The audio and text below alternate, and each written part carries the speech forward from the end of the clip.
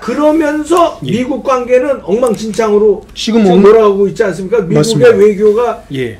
뭐 CNN에서 평가했네요. 아주 예. 굴욕에 가까운 수모를 당했다. 예, 이거는 예. 이미 이제 이렇습니다. 미국 가서 예, 문재인이. 지금 현재 외교 방향이 한국이 지금 외교 참사라는 거를 너무 많이 겪고 있습니다. 지금 올해뿐만이 아니라 뭐 태극기를 접어서 걸었네, 태극기를 거꾸로 이제 우리 그 뭡니까 그 에어포스 원에 걸었네 등등 해서 이런 것들은 사소한 일이고 이미 방미를 처음 했을 때 첫 번째 방미 때입니다. 첫 번째 방미 때 당시에 화제가 됐던 게 뭐냐면 트럼프 대통령과 악수를 하는가 마는가. 당시 이제 마크롱 대통령이 이제 트럼프 대통령 만나서 악수를 무지하게 세게 했습니다. 세게 하고 이제 아베 총리는 이제 트럼프 대통령과 악수할 때 트럼프가 이제 손등을 이렇게 쳐줬죠. 그러면서 하면서 이제 문재인 대통령도 악수를 할까 말까 이거를 관심을 가졌어요.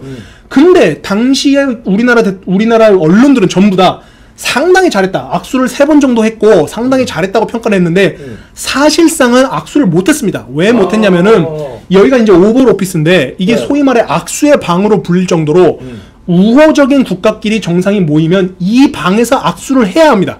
근데 당시 문재인 대통령은 이 방에서 악수를 못했어요. 아, 못했어요? 예, 못했는데 당시 이제 그 처음에 들어왔을 때, 그러니까 그 발코니로 들어왔을 때 거기서 악수한 모습만 보고서 악수했다. 우리나라 대통령도 악수했다. 아, 당연히 사람이 만나면 악수하는 건 당연한 건데 그 악수를 보고서 잘한 것처럼 마치 포장을 했는데 사실상은 악수를 정작 해야 되는 오벌 오피스에서는 첫 번째 방미 때부터 못했다.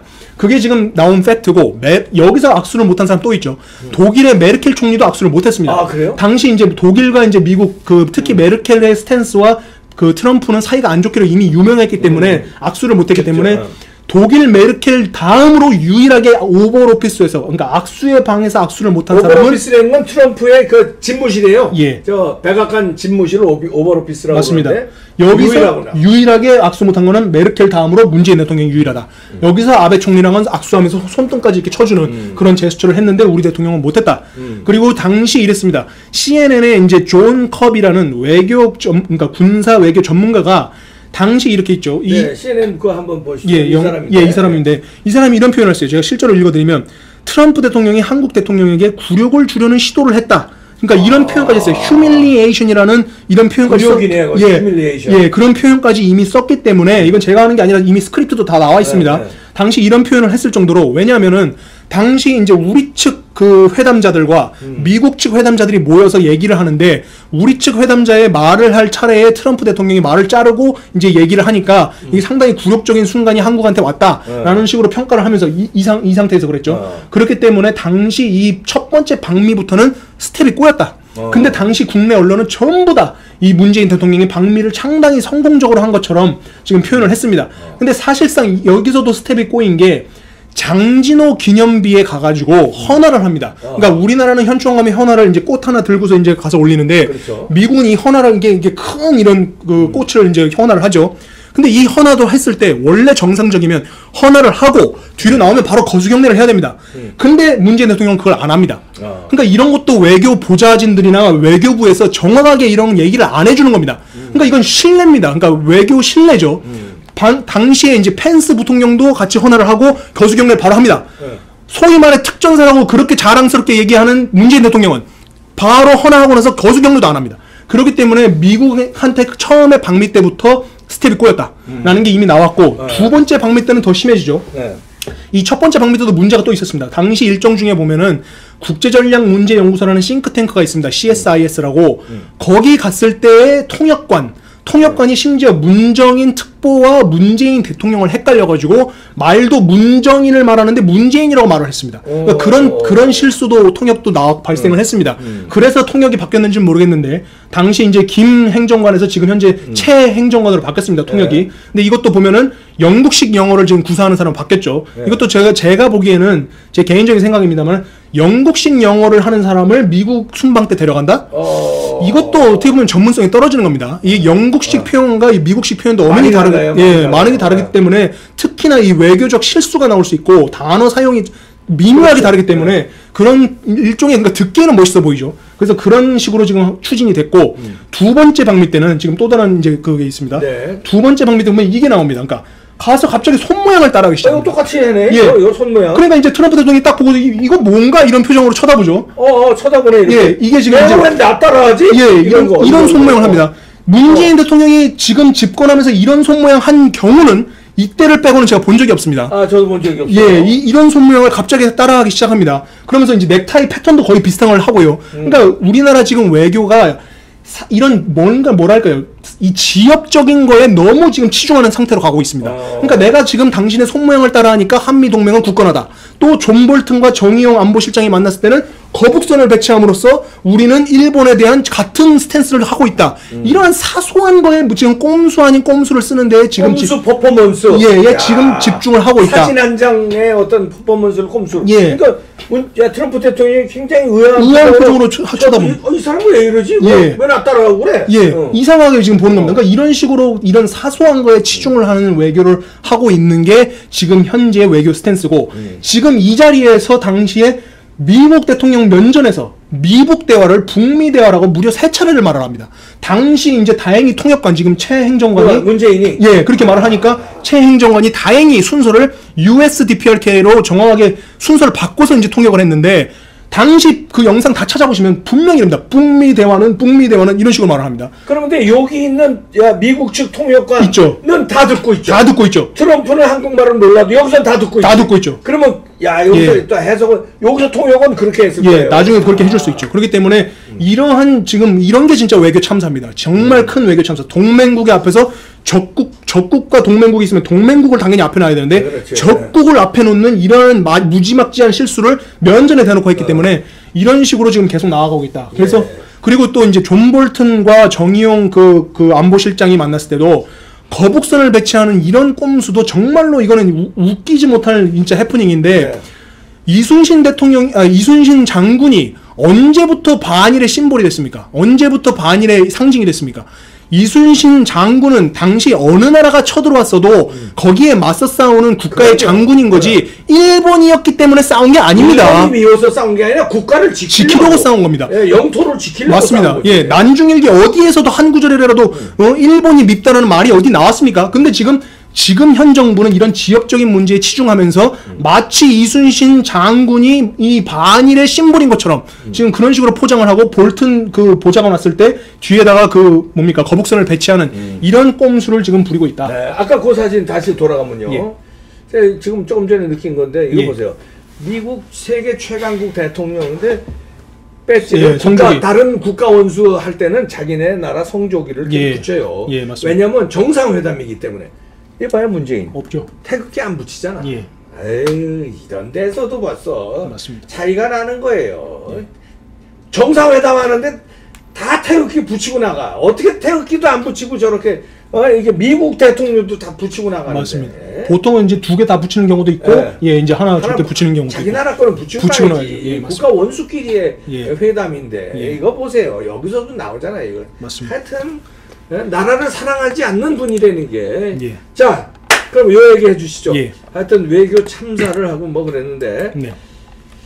UN 보고서가 나왔는데, 이걸 분석하셨군요. 2018년 국내 비트코인 폭락을 했는데, 이게 북한 때문이었다? 이게 뭔 얘기입니까? 이게 이제 있습니다. 이제 2018년, 이제 작년입니다. 작년을 한번 되새겨 보시면은, 당시 비트코인이 상당히 새로운 마치 이제 희망을 주는 시장처럼 형성이 됐어요. 그래서 당시 얘기가 도는 게 30대, 20대 중에서는 지금 비트코인 투자 안 하면 바보다, 이런 말이 나올 정도로 전부 다 투자를 막 했습니다. 그래서 막 누구는 하루아침에 울고 웃기를 막 반복을 했는데, 대체적으로 많은 수확을 봤어요. 돈 많이 번 사람들 많아요. 그때. 많습니다. 근데 어느 순간에 갑자기 2018년에 갑자기 폭락을 합니다. 6월경부터 이게 갑자기 돈이 확 빠지니까 엄청난 사람들이 거의 자살을 결심했을 정도로 이 시장이 안 좋아졌어요. 근데 그러면서 당시 이제 증권가 찌라시처럼 돌았던 말이 이런 게 있습니다. 이거 혹시 북한이 개입된 거 아니야? 라는 말이 이제 돌았어요, 흉흉하게. 근데 이제 입증된 건 없었죠. 근데 아니나 다를까 UN 보고서에서 이게 나온 겁니다. UN 보고서의 말을 지금 추적을 해보니, 당시에, 그러니까 2017년부터 2019년 지금 현재까지도 국내 금융권 또 전 세계 17개국의 금융권을 무지막지하게 해킹을 공격을 하고 있다. 그래서 지금 토탈 2조 4,400억 원에 달하는 돈을 북한이 지금 빼갔습니다. 그래서 지금 북한이 계속해서 지금 신형 미사일 발사하지 않습니까? 네. 지금 얼마 전에까지 해서 지금 10번째 발사했습니다. 이런 미사일을 주구장창 발사할 수 있는 원동력은 이런 2조가 넘는 돈을 이 해킹을 통해서 이미 갖고 왔기 때문에 아무런 지금 문제가 없다. 그리고 지금 UN 보고서에서 이것과 함께 밝힌 게 원래는 지금 UN 대북 제재 때문에 북한으로 유입되는 그 기름의 양이 한정이 되어 있습니다. 이게 지금 50만 배럴로 제한이 되어 있는데 이게 약 6만 8천 톤 정도 됩니다. 7만 톤이 조금 안 되는데 이거를 지금 2017년부터는 초과하고 있다. 그러니까 한마디로 기름과 돈이 지금 북한은 넘쳐나고 있다. 그러니까 지금 대북 제재를 제대로 안 하고 있고, 그러니까 심지어 이런 상황이라면 한국도 독자적인 대북 제재를 해야 되는데 그런 건 하지 않고 있고, 지금 여기서 이제 정확하게 말씀드리면 이렇게 말씀드리겠습니다. 빗썸 있지 않습니까? 예. 빗썸이 대표적인 이제 예. 비트코인이었죠. 예, 비트코인이고 네. 암호화폐 거래소 중에 하나입니다. 네. 지금 최국의 뭐 조국 그 관련된 그것도 지금 하나 암호화폐 거래소인데, 빗썸 암호화폐 거래소가 2017년부터 공격을 받아서 2017년 2월과 7월에 각각 700만 달러, 우리 돈으로 86억 원을 탈취당했고 토탈 172억 원을 뺏겼습니다. 네. 그 다음 2018년 6월에는 3,100만 달러, 우리 돈 377억 원을 탈취당했고 2019년 3월까지는 2천만 달러, 우리 돈 244억 원이 지금 뺏긴 상태입니다. 그럼에도 불구하고 지금 현재 대국민 공지라든지 이런 거에 대한 대책은 지금 내놓은 게 없다. 그렇기 때문에 지금 일각에서 이러죠. 이거 지금 대놓고 지금 북한한테 우리 고가를 열어주고 있는 거 아니냐라는 말이 나올 정도로 지금 계속해서 북한은 돈을 빼가고 있고, 지금 그 조국이 관련돼 있는 그 암호화폐 거래소도 왜 하필 빗썸은 공격했는데 거기는 공격하지 않았나? 라는 지금 이야기를 두고서 일각에서는 이게 뭐 조국과 북한의 커넥션도 있는 거 아니냐라는 지금 설도 지금 돌고 있습니다. 아, 조국이 비트코인에 관련돼 있어요? 지금 그 뭐 코인링크나 뭐 이런 게 지금 전부 다 암호화폐 제3대 암호화폐 거래소 중에 하나고, 네. 거기에 지금 투자한다는 게 지금 계속해서 지금 의혹들이 불거져 나오고 있지 않습니까? 그렇기 때문에 조국도 이 암호화폐로서 지금 3배가량 지금 투자를 갑자기 해가지고 거의 그러니까 소위 말해 치고 빠지기로 3배 정도의 돈을 지금 벌어갔죠. 그래서 그 타이밍이 정말 절묘했다. 그리고 이 공격 시점과 살짝 비껴나가고 암호화폐 거래소 빗썸은 공격을 당했는데 조국과 연루된 거는 공격을 안 당했다. 지금 이거를 두고서도 이걸 알고 한 거냐 모르고 한 거냐. 그리고 여기와 한 가지 관련해서 또 이런 게 있습니다. 당시 남북 정상회담에서 문재인 대통령이 김정은에게 USB를 넘겼습니다. 근데 그렇죠. 이건 이미 알려졌습니다. 예. 근데 이 USB에 도대체 뭐가 들어있었나요? 궁금했어요. 아무도 지금 밝힌 게 없습니다. 그래 당시 이렇게 말했어요. 신경제 구상이 담겨 있었고, 뭐 거기에 관련된 프레젠테이션, 그리고 우리의 발전소 정보가 담겨 있었다라고 추상적으로만 지금 발표를 했고, 심지어 이 USB 용량이 얼마인지도 알 수가 없어요. 예. 근데 여러분들이 아셔야 되는 게 이렇습니다. 15TB, USB 15TB라고 한다면 네. 미국에 있는 의회 도서관 전체 소장 책을 다 담을 수가 있습니다. 15TB면 1TB면은 영화 2시간 넘는 거를 250개 이상을 담을 수가 있습니다. 그럼 엄청난 거를 정보를 줄 수도 있네. 그렇죠. 마음만 먹으면. 그러니까 전체로 다 줄 수도 있네. 예, 그러니까 외교 전례를 따져보고 외교 룰상 원래는 정상간의 회의에서 뭘 주고받지 않습니까? 이런 자료 같은 거. 원래는 이걸 다 하드카피로 뽑아가지고 언론이 다 볼 수 있게, 자 이제 이 A4 용지 넘깁니다 이렇게 보여주는 게 정상입니다. 그 언론 USB로. 근데 이걸 USB로. 이거 정말 찾아볼 수 없어요. 이런 전례는 찾아볼 수가 없습니다. 그리고 이 용량도 밝히지 않았기 때문에 어떤 정보가 있었는지 지금 알 수가 없다.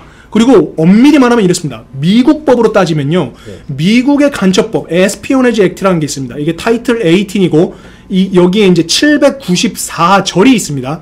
794절에 들어가면은 이렇게 돼 있습니다. 누구나 적을 이롭게 하는 문건을 넘기는 행위는 사형에 처할 수 있다.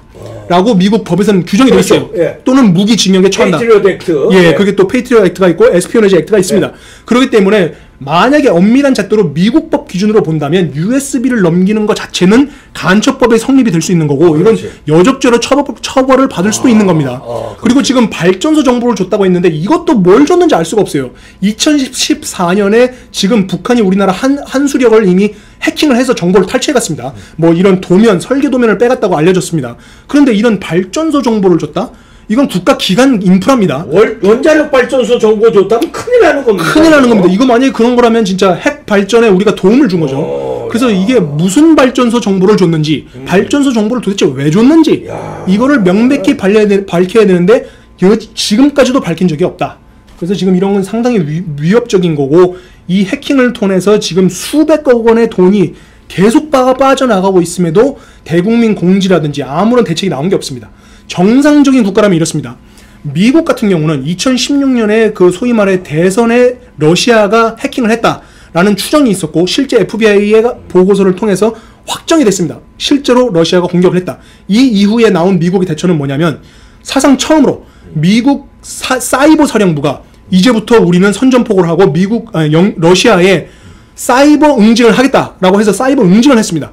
즉 이런 것처럼 한국도 사이버 공격을 당해서 2조 원가량을 뺏겼다면은 정상적인 국가라면 우리 사이버 사령부에서 바로 반격 조치에 들어가야 됩니다. 왜냐면 그리고 이 돈의 지금 흐름을 추적해 보니까 UN 보고서에서 김일성 종합대학의 서버로 다 들어갔다. 이 정보가. 그러니까 한마디로 이거는 도발 원점이 나온 겁니다. 도발 원점을 아는 이상 사이버 사령부가 마음을 먹으면 공격을 하는 게 맞습니다. 그렇지. 근데 지금 이런 그런 대비 태세는 나온 게 아무것도 없고 그냥 그대로 수수방관하고 있다. 계속 2017년부터 뺏겼으면서도 소잃고 외양간을 고쳐야 되는데 외양간도 고치지 않고 있다. 지금 이런 상태로 가고 있습니다. 야, 이제 이렇게 엄청난 나라가 됐네요. 이렇게 만나서 적국의 수장하고 만났는데 USB를 넘겼는데 무슨 USB인지는 국민들은 모르고. 근데 그 발전소를 줬다? 발전소 자체도 뭐 수력 발전소군 화력 발전 그 자체도 안 되는 거예요. 그렇습니다. 근데 그게 원자력 발전이면 아니면 또 무기 무슨 이런 뭐 기밀 같은 걸 줬다면. 맞습니다. 그리고 여기 지금 진짜 이거 되겠습니까 이거? 신경제 구상을 또 전달했다고 했습니다. 자, 여러분들이 아셔야 되는 게 이것도 상당히 모호한 표현이죠. 경제 구상, 경제의 범위가 어디까지입니까? 경제도 이것도 말해서 금융권 정보를 넘겼다? 어이고. 이것도 포함이 됐는지 안 됐는지 알 수가 없습니다. 그게 뭐 예를 들면 공인인증서라든지 이런 것도 지금 사람들이 얘기를 합니다. 그 금융 정보가 뭐가 들어있었는지 알 수가 없기 때문에 경제 구상의 범위가 어디까지인지도 지금 알려진 게 없기 때문에 무슨 정보를 도대체 줬냐? 이게 지금 모호합니다. USB 용량도 지금 알려진 게 없고. 근데 USB라는 게 뭐 작은 것 제일 큰 USB는 어느 정도입니까? 지금 뭐 테라바이트 15테라바이트 이상 되는 것도 있을 수 있고요. 이것도 USB도 뭐 종류가 많고요. 그러니까. 첨단 USB 같은 경우는 그 이상도 될 수가 있습니다. 15테라바이트면은 미국 의회 도서관을 통째로 다룰 수가 있습니다. 전 세계 최고 많은 양의 책을 갖고 있죠. 책을 가지고 있는 데가 미국 의회 도서관인데 그 통째 자료를 저장할 수 있는 그 USB랍니다. 맞습니다. 그거를 남겼다. 그 안에 뭐가 들었는지 우린 국민들은 모르고 있다. 용량이 둘이 뭔 얘기 한지도 우린 모르고 있고. 맞습니다. 배석자 보시다시피 없습니다. 용량이 또 작다고 해도 이건 문제가 안 되는 게 아닙니다. 왜냐하면 용량이 핵심적인 거 그렇죠. 핵심적인 들어올 수도 있고 용량이 작더라도 조그만 정보를 하나 주면은 북한의 사이버 전사들은 이게 능력 수준이 세계 지금 최고 수준입니다. 그래서 어느 정도의 미끼만 주면은 타고 들어가지. 막 파고 들어갈 수가 있습니다. 그렇기 때문에 정보량, 용량이 얼마를 떠나서 지금 이게 넘겨준 것 자체도 알려진 게 없기 때문에 상당히 위협적입니다. 아니 말로만 저희가 뭐 나라를 이제 남길 수도 있다. 김정은하고 짬짬이 해가지고 고려 연방제로 간다. 사회주의로 간다. 그리고 중국에 붙는다. 우리가 위험하다 하는데요. 이렇게 만나서 뭘 줬는지도 모르고 이렇게 위험한 상황이 되었어요. 그런데 각종 정보는 이렇게 CNN이고 이런 데서 다 나오고 그러니까 미국에서도 대한민국 못 믿겠다고 쓱 발 빼고 맞습니다. 이런 상황이 됐습니다. 여러분들. 이런 상황에서 지금 또 해리스 대사를 초치하질 않나. 지금 상당히 지금 미국하고는 지금 거의 적대적으로 나가고 오히려 중국과 친한 국가들을 지금 방문하고 있고. 하여튼 우리 두 눈 부릅뜨고 맞습니다. 우리 국민들이 지키는 수밖에 없어요. 이제는 못 믿겠어요.